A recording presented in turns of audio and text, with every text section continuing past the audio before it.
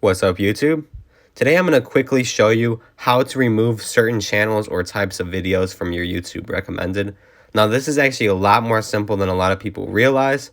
To start, you're just going to open your YouTube app or YouTube on the desktop. It doesn't really matter. And then you're just going to scroll through your recommended and find the channel or type of video that you want to remove.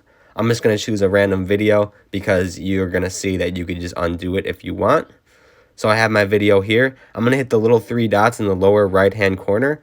And you can see that there, about 5 options down, there's an option to not recommend the channel anymore. And you could see right there that they won't recommend the channel to you anymore.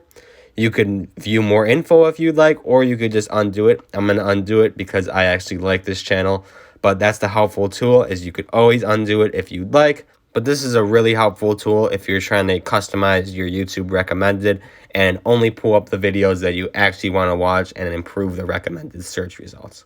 If you have any questions or were confused by this tutorial, don't worry, just comment them down below and I'll be sure to help you out. Otherwise, don't forget to like and subscribe, and thanks for watching.